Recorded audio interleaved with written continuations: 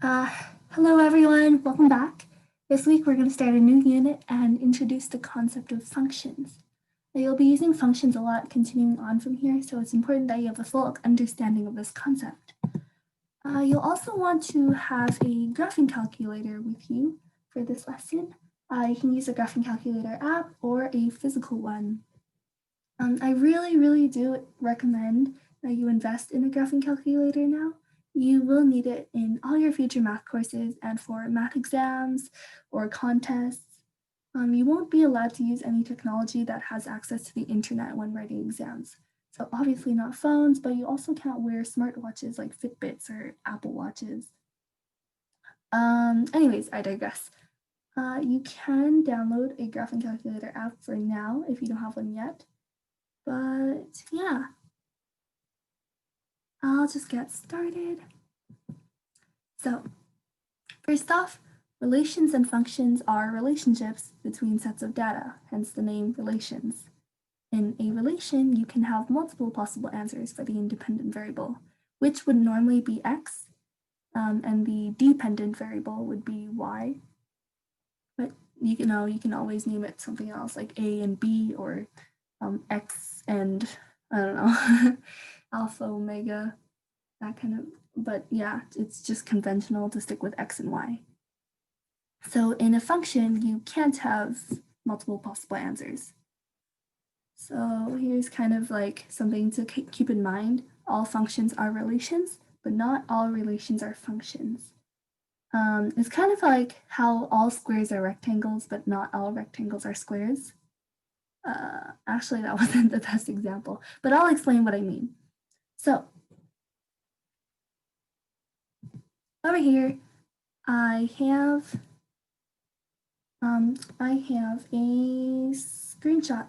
Actually, wait. Let's go backtrack a bit. I want to talk about something else. So if we were to describe functions and relations as sets, then functions would be a subset of relations. So I'll draw a mini diagram here. So let's say I have the set of relations. Where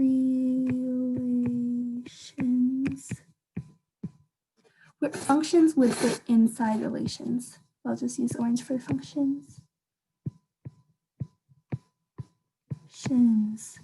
Really messy, but understand that all functions are relations, but you can't have all relations be functions. Anyways, so over here is a screenshot of a function and a relation. So the one on the right is not a function, but it's still a relation. Actually, the one on the left is also a relation, but we will call it a function because it's more specific. So it's a screenshot from this graphing calculator app called Desmos. It's a really good app for graphing equations. I'll be using Desmos throughout the lesson. Not sponsored. Right, so now comes the big question that everyone's probably been wondering. How can we tell if a relationship or a relation is a function or not? Well, recall the earlier slide. I said that in a relation, there are multiple possible answers for the independent variable, right? So x. And in a function, there aren't. So below are a few diagrams of relations. Some of them are functions, some of them aren't. And I want to show you how we can tell. So because we can't have more than one possible answer for every x value, essentially you'll never have two separate points on the same x value. So the first one, we can run something called a vertical line test. So say we have a graph of a relation and we want to figure out if it's a function or not, right? We'll grab something like long and straight, like say a ruler, and then we'll just run it through from one side to the other. And if any of the points, like if there's ever more than one point intersecting or touching the ruler at the same time, then it's not a function. So let's grab our imaginary ruler. If we had one and we ran it across this graph, the function would only, or the relation, so the points would only ever be touching the ruler at one point. But in a case like here, So let's grab our imaginary ruler again and run it across. You'll see at the first point, like this first point where the relation touches the ruler, there's really only 1 point, right? Because this tip is only 1 point. But as you go along, so let's say we're here or something, or here, this orange dotted line, you'll see that the graph is, or the relation is touching the ruler at 2 separate points, so up here and down here. That means that this is automatically not a function because there's one independent variable, right? So this x value is 1, or there's one x value, but there are 2 dependent variables, so there are 2 y values for that one x value. Here we have another example. It's not a function because, as you can see, there are 2 independent variables for every one independent variable. Okay, so I'm going to give you a few methods for visualizing functions. A really common way that teachers teach functions to students is by putting the numbers in 2 groups. So the numbers are data points, and I'm going to draw it out. So let's say we have an input. So I'm going to label the first circle input. And we have an output.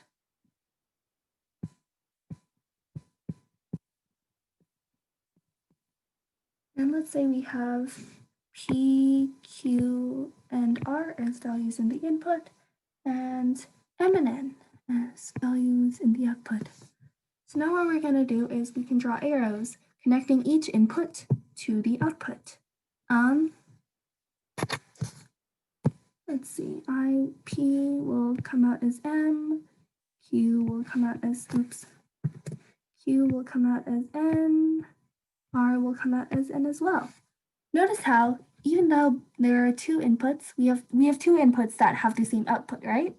But this is still a function because these are not like, they're not, the independent variables are different, the inputs are different, but even though they have the same output, they're still considered functions.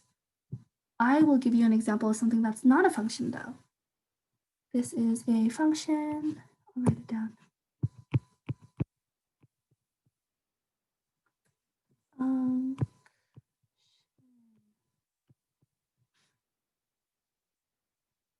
But if we have something like this, let me add another slide.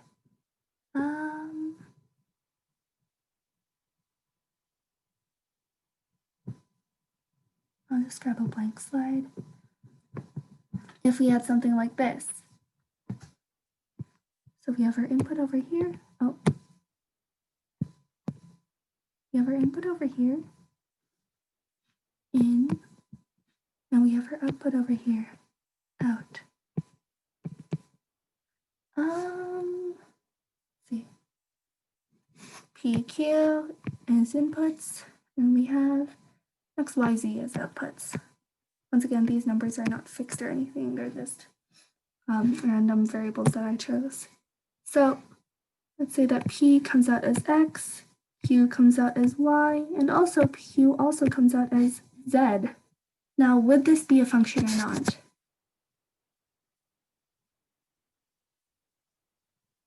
Remember the criteria for determining whether a function is a function. So we can only have, so one independent variable can't create multiple dependent variables.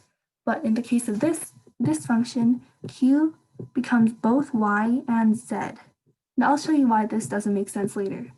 But this is not a function.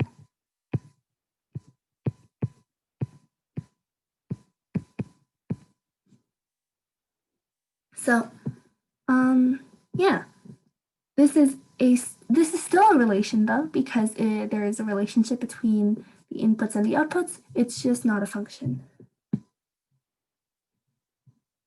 I'm going to write this down. Still a relation.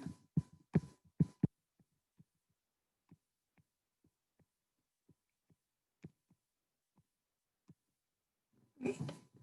I'm going to insert another slide because I realize I've run out of space.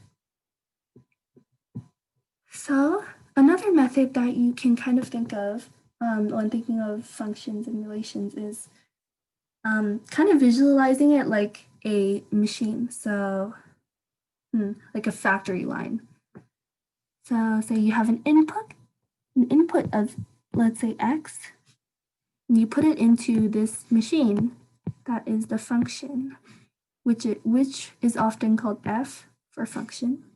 And when it comes out, after it's been processed in the function, you get the output, which is denoted as f of x. So I'll just label all of this.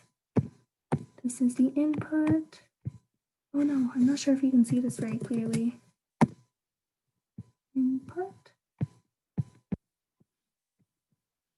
function,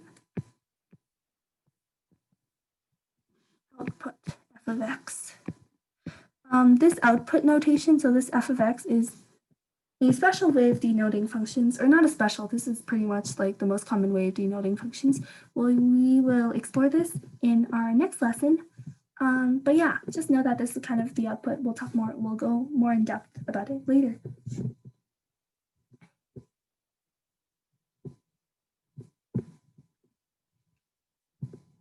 Okay. So over here, I've given you a few ordered pairs, and let's determine if these are functions or not. So first off, 3 A's, typo.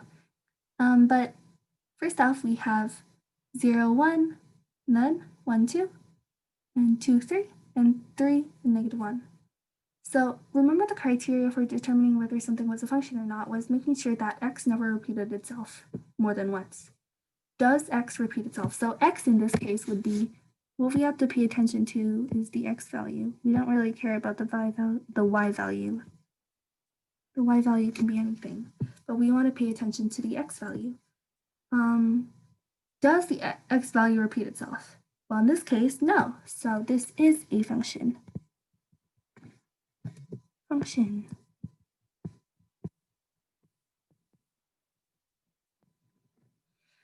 This next example, let's once again highlight the x value so that you can better see.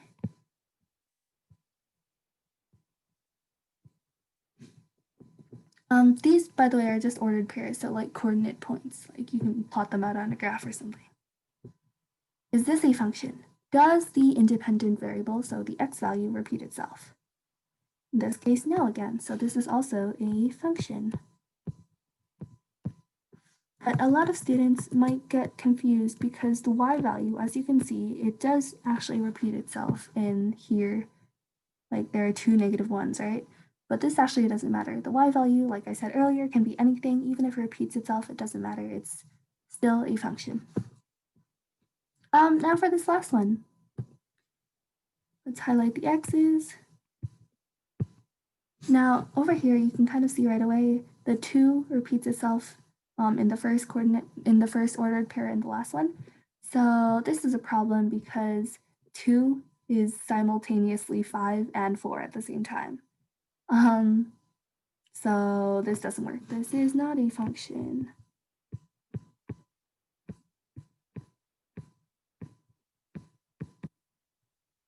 Right. Moving on. Now I'm going to talk about something called domain and range. And this is a completely new concept. Don't be scared.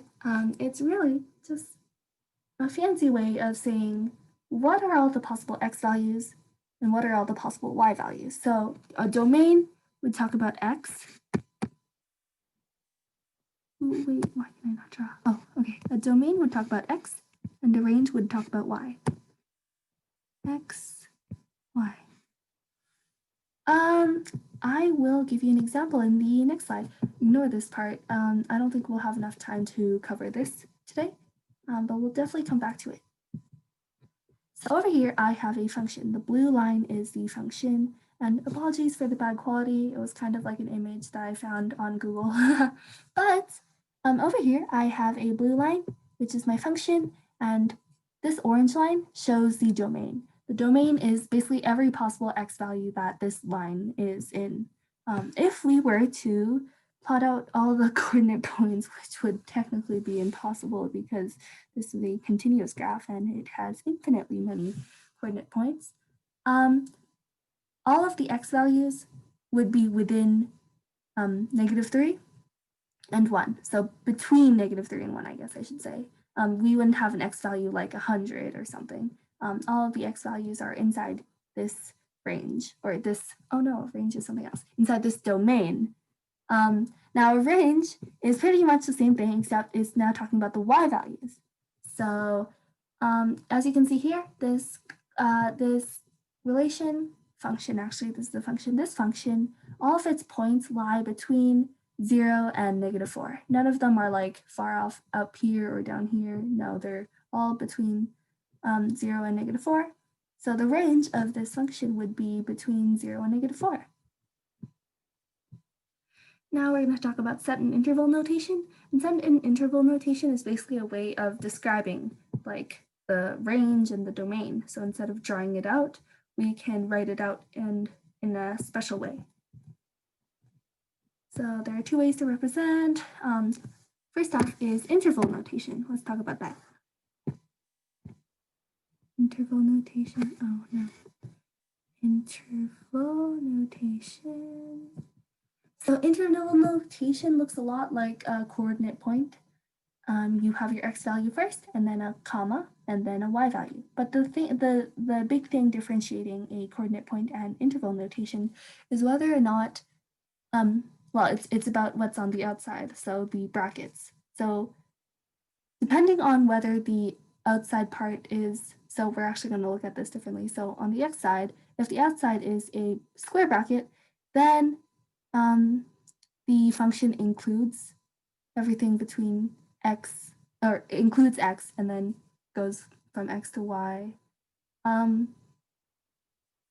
Okay, I think I can better explain this with an example.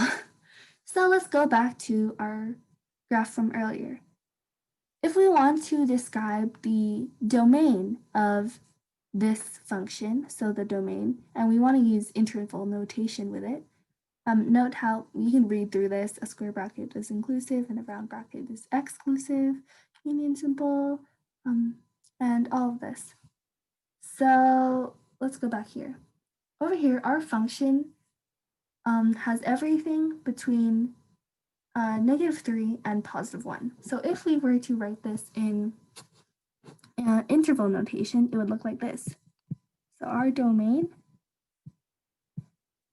is equal to, notice how there's an empty circle here. This means that x is not actually -3. So I was actually wrong when I said it included everything between -3. It actually doesn't include -3. So this is excluding, but over here it's including because it's filled in. So for the first one, we know that it's somewhere between -3 and 1, right? But whether or not we put square brackets or round brackets, that's what changes the domain. So recall that a square bracket is inclusive and a round bracket is exclusive. So first off, -3, it is excluding -3. This function does not include -3 in it. So we actually use a round bracket to denote that. And 1 in this function is included, so we use a square bracket. And there's kind of no easy way to remember, just kind of force yourself to remember square bracket is including, round bracket is excluding. Let's go ahead and do the range while we're at it. So the range is the same thing. We just need to kind of label it as the range before we write it. So the range, using interval notation, the range does include 0. Now here's a tricky part, because I'm not sure whether this point crosses 0 or not, touches 0 or not, because if we were just looking at this point, then it would definitely not include 0, because this is an open circle, right? But I'm going to assume that this this arch does touch 0, so we are going to include 0 in the range. And it goes all the way down to -4, and it does include -4 because I'm going to assume this touches -4, and this is a colored circle, so we'll call it. So it includes 0, and it goes all the way from 0 to 4. And that's our range. But there's actually another way of writing the domain and range, and it's way more descriptive. It's something called set notation, and it looks very, very, very fancy. This entire thing is what we call set notation. So I guess I should also highlight the one from before.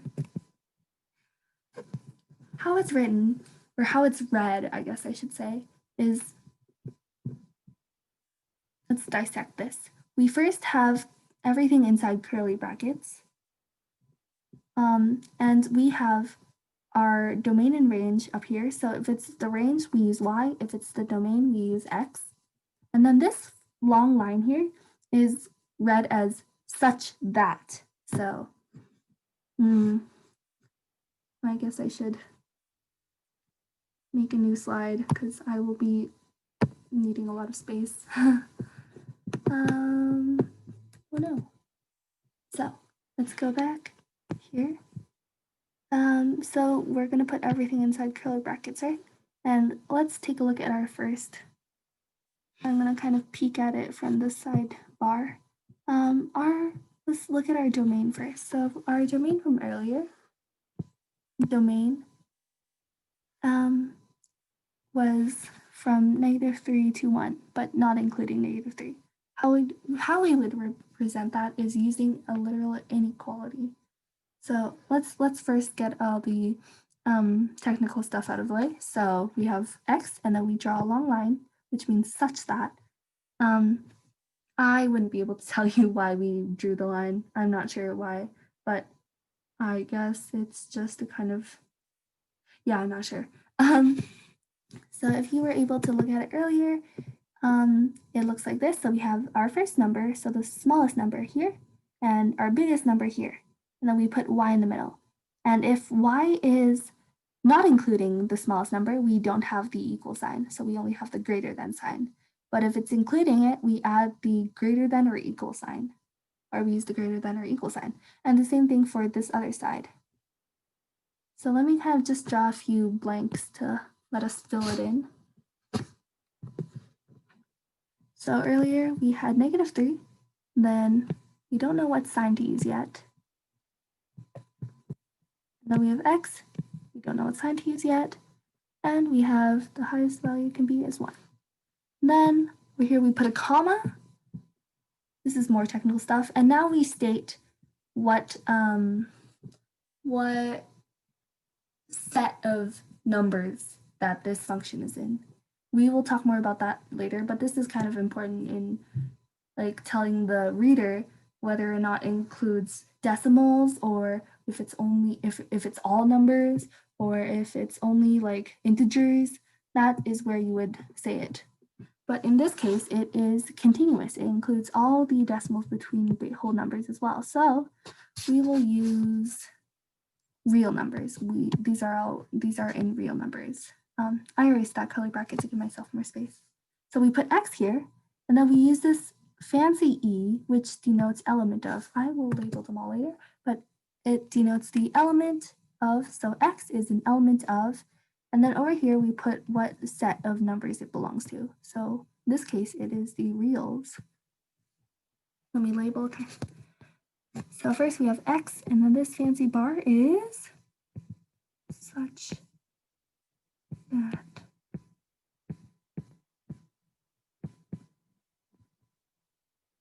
Now over here, inequalities. Put our inequality symbols here.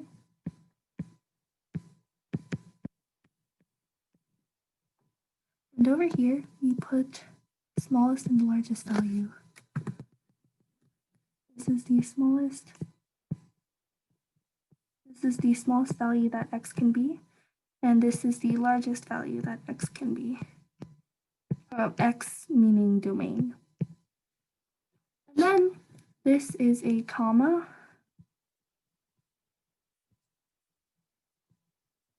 And over here, this is read as is an element of.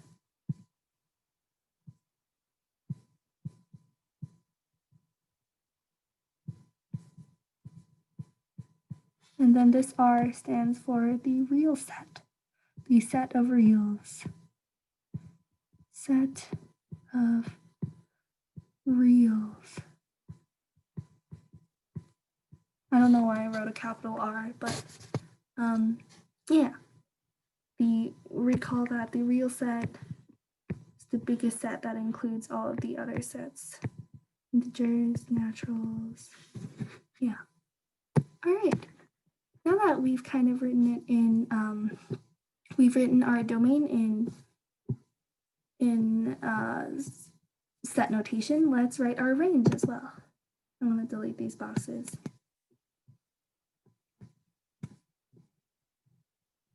And I guess I will. No, I cannot do this. Okay, that's fine. Let's write our range in set notation as well. So I'm going to use green because that's what I used in the last time. Same format, curly brackets. Yeah. After a while, you'll be able to draw curly brackets pretty well. Right now, it might feel really awkward drawing them, but yeah, you'll get used to it. You're gonna have to be denoting range and domain a lot. So I'm just gonna get started. Y, so the range such that, what's the smallest value that Y can be? I'm gonna squint. Oh, it looks like it's 0. No, we don't. Oh, earlier we forgot to put our inequalities. Oh my gosh. Okay, let's finish this off. So can Y include 0? In our earlier one, yes, it can. So we're gonna make Y greater or equal to. So this equal to means that it is also inclusive of 0. Y is greater than or equal to 0, which is less than or equal to, what's the biggest value that Y can be? -4. Oh, wait a second. Oh, sorry, mistake. Put these two numbers in the wrong way. So -4 is actually supposed to be before 0 because we're just supposed to be putting the smallest numbers first, or the smallest values first, and then the bigger value less. Then we put a comma, and we write down that Y is an element of, in this case, it's also the reals. And that's it.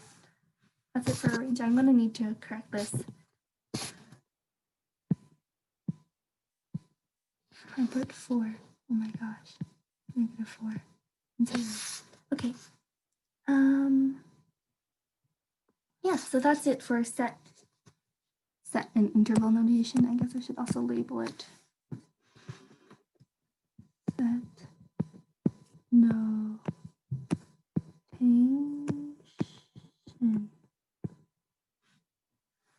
Ooh, what happened? Okay. All right. Awesome. Let's move on. You'll become very familiar with interval and set notation. But over here, there's just a bit of practice for us to kind of convert or learn how to write set and interval notation. So I want to convert these from, not convert, but rewrite them as set or interval notation. The first question is given to us in set notation, and we want to rewrite it as interval notation. Over here, it is giving us Y, so that means we're actually looking for the range. So the range of this particular function, we don't know what it actually looks like, but we're just given the range, is, let's see, it can be including -5. And what's the highest value you can go up to? 12. But can it include 12? No, because this inequality does not have an equal sign.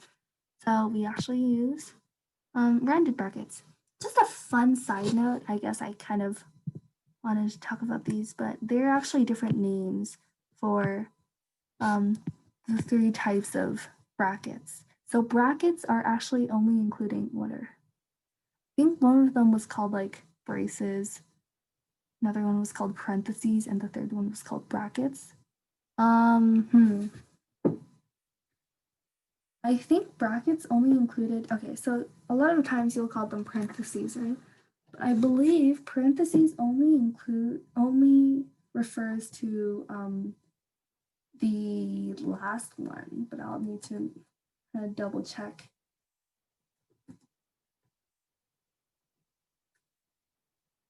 Yes.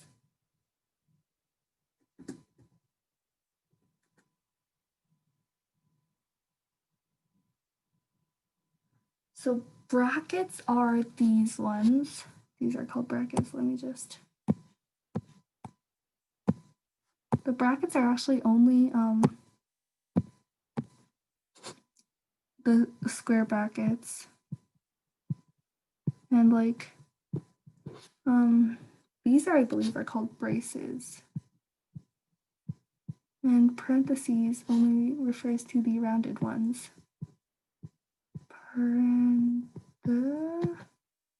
Parentheses. It's a fun note for you. When I learned this, I was shocked. Like I've always called them all like just parentheses or brackets, but it turns out there are actually different names for them. Okay, I digress. Let's get back on track. So over here we have another range one. So y, how I can tell its range is because it gives us y, not x. And it is equal to, so that means both of these will be squares. And then the smallest value is -10 and the largest value is 0. Awesome. This 7 must be a typo, so ignore that. Let me just take it out. Wonder if I can. Yeah, I'm correcting my work as I go. Okay. Last one. Oh, this one's a bit special. Notice how there's another term in here. I'm going to highlight it so y'all can see a bit more clearly. But y can actually not be -5 in this one. So we can't just write, so normally what we would write if it hadn't been there was the one earlier, right? But since y can't be -5, we actually have to, okay, use the union sign here. So we're going to stop it at -5. And it cannot be -5, so we won't include it. And then we will use a union, and then we will continue on our notation all the way up to 0. And it does include 0. So that's it for this one. It's a bit longer than the one before it, but it does the work. Okay, so over here we're given interval notation, but we want to rewrite them as set notation. But the problem is we actually don't know whether this is in domain or range because we can't tell. So let's just assume that this, like, let's just assume that this is a range since we've been doing range the entire time. Or no, let's switch things up a bit and do the domain. So if we were doing domain, we would put x instead of y. And the smallest value of the domain is -8. And because it's in a square bracket, it does include that value. And the 2 does not have a square bracket, it has a parenthesis. So we don't include 2, which means that we don't put an inequality with an equal below it. And we're not done yet. We have to write one more term, which is that x we'll assume is an element of the reals. We actually don't know. It could be an element of the integers or the element of the positive integers. But we don't actually know for that. Oh, over here we have something a bit different. -pi/2. It might look really intimidating, but pi is a number like any other number.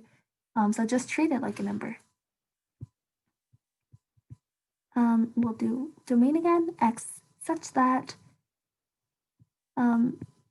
x is less than -pi/2, and it does include it because there are brackets. And it also does include the positive pi/2. And then we can state the set. Actually, yes. All right, and over here we have two things. We have two notations union together, which means that it cannot include 2. So let's write this down. X such that, so the smallest value is -1, and it does include it. X, and the biggest value is 7, and it does not include it. But we have to state one more thing, that x can't be -2. Then x is an element of the reals. Oh my gosh, it's so cramped. Okay, you can barely see that. I'm so sorry. Okay, yeah, that's kind of a bit of practice. I believe there is more practice in the workbook if you want to get more familiar with it, but we are going to move on. So over here, we have some guidelines for finding your domain and range of your function. So a few things to watch out for. If you have something that's divided by 2, then that would automatically not be a point, because you cannot have anything divided by 0. That value would be not possible. It's like the technical term for it is undefined. So yeah. So if you have something like 1/x, you have to make sure that x cannot be 0. It can be anything but 0, or else, it'd be you'd have trouble. And also, a square root of negative number is also not possible. Yeah, that gets into some higher level math. I can't go into too much depth here, but the square root of a negative number will be something that we call what we call an imaginary number. It's denoted by I. You don't need to know any of this for now, so we can kind of ignore this part. But you can read through these. They're just kind of like tips for finding the domain and range. But since we're running low on time, I really want to read through this. So over here, we have some practice problems. First off, f of x. This is the function, the way of writing functions that I kind of showed you earlier. But f of x is equal to 5x. Now, we want to find the range and the domain of this function, right? What makes it really easy, we can graph this out and kind of take a look at how many values x and y can be. So let's hop on over to Desmos, which I have conveniently opened in a folder. And we want to find 5x, right? So this first square is where I'll put my first function.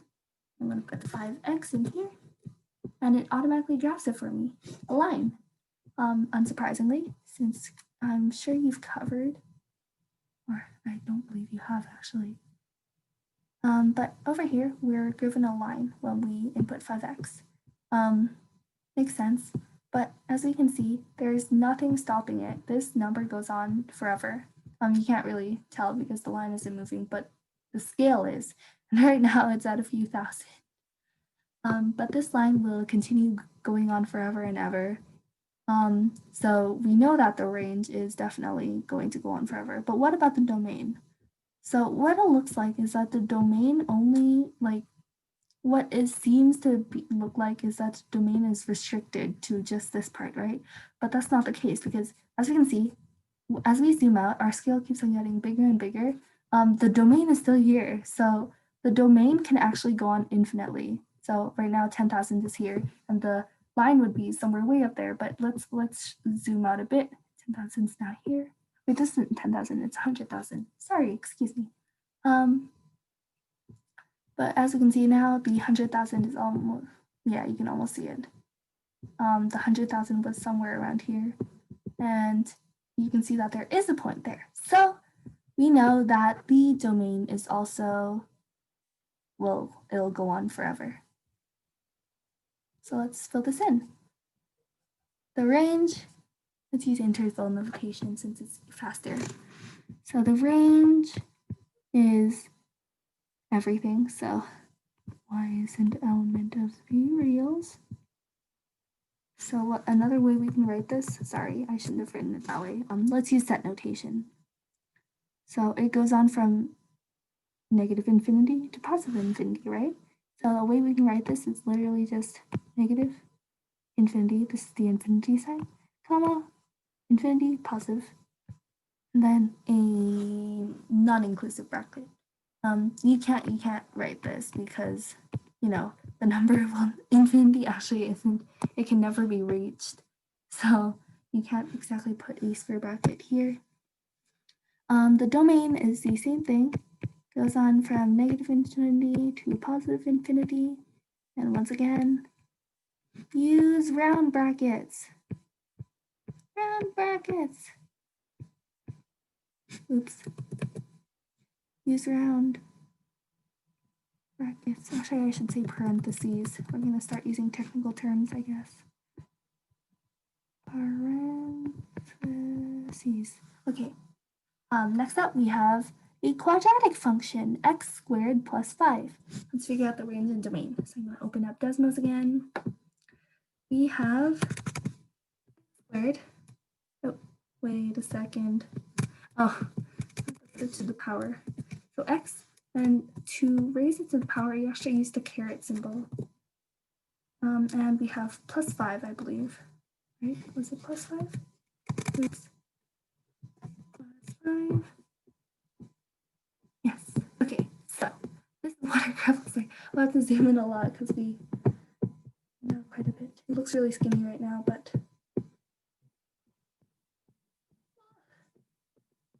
right.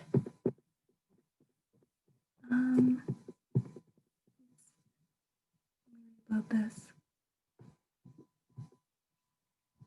Whoa, what happened here? Okay. I'll retype it. 2 plus 5. This is what our function looks like. It is a parabola.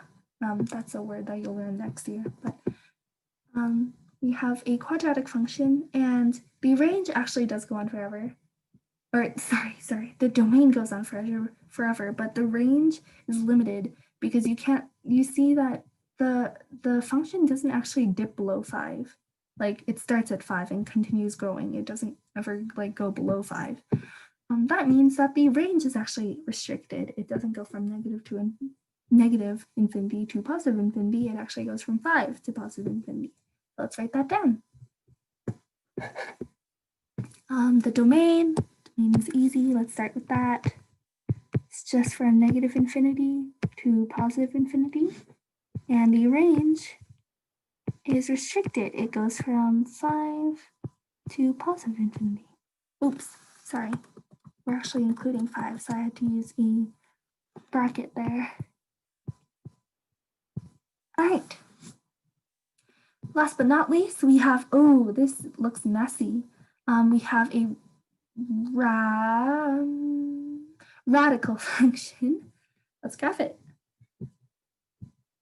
So 5 over what, the root, what's this, root x squared minus 5. Ooh, that's pretty ugly.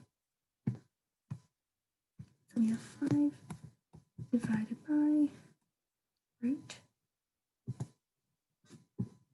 No, I do not want that. Root x squared plus 5. Now let's see what this graph looks like. It looks a bit weird. It kind of looks like a little bump, like a hill.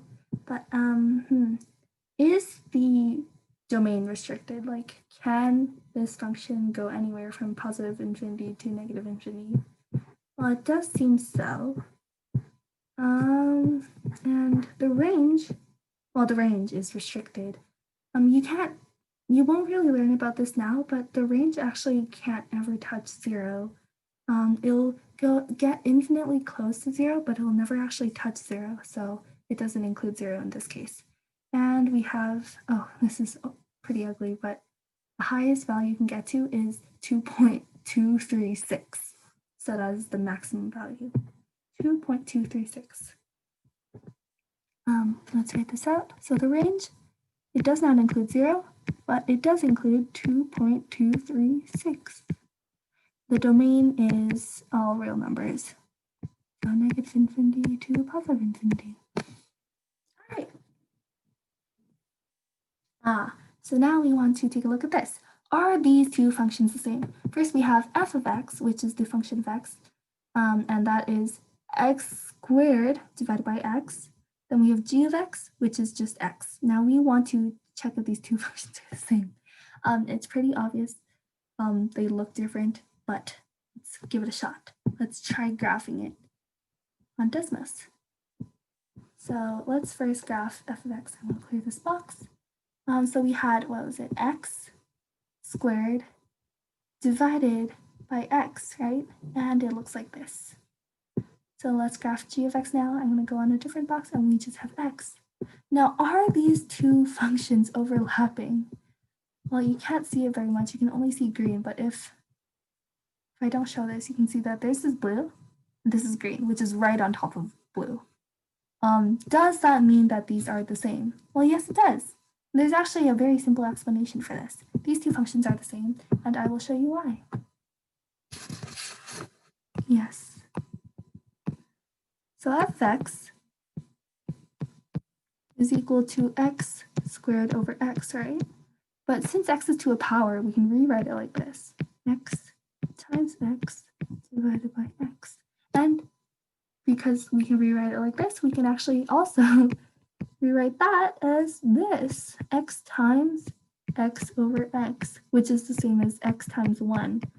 And x times 1, well, we can ignore the 1, which will leave x. And that's why it's the same as this function. Yeah. Okay, let's move on. Discrete versus continuous data. We have a few minutes left, so I'll rush through this. Discrete versus continuous data. Basically, when you're graphing, if the values, okay, so discrete data would be data that can only be certain values. And we would usually, we would refer to these values as counted values. So an example of discrete data would be the number of students in a class, because you can't have half a student know an arm doesn't count. Like if someone has an extra arm, does that make them more? No, it doesn't. There's still only one student. Yes, so this would be discrete data. Now, continuous data is data that can be any value within like a domain or a range, and this is what we call measured data. So an example would be a person's height, because when a person grows, you don't just jump from 160 centimeters to 170 centimeters. Like there's a bit of intermediate height that you have to go through before you get there. Like you can't just go to sleep one night and the next day, actually, no, okay, that was a bad example. But yeah, you have to grow, so you can't jump from one point to the other. Yeah, so what are some other examples of continuous data? In the graph I have here, we have temperature, so that's kind of like a free one. But are there any other examples? Type them in the chat or not. I'll just list off a few other examples that came to my mind. So tree growth, that would also be continuous data, because the tree has to go through some intermediate height. It is continuously growing. It doesn't just jump from a certain height to another certain height. Any other examples? Okay, let's move on. So here I have another like two graphs kind of showing what discrete growth looks like versus continuous growth. So discrete growth would be, so we're coming from 1 to 2 to 3 to, what is this, 8? Oh, sorry, not 3, 4, and then to 8. And we're doubling. But continuous growth is, there's no like, it's pretty smooth. It's a smooth line. Yeah, all right. So here's a little sample for us. I want to categorize these as discrete or continuous graphs. So we'll just use D to stand for discrete and C to stand for continuous. So graph number 1. Over here, we're given the height of students, and height of students can Okay, so judging by this, we're not really like, if it was a continuous data, it would look something like this, but it's not because we're counting students and we can't ever have half a student. So this is discrete. Number of students can't have half. Over here we have histogram of percentage fat.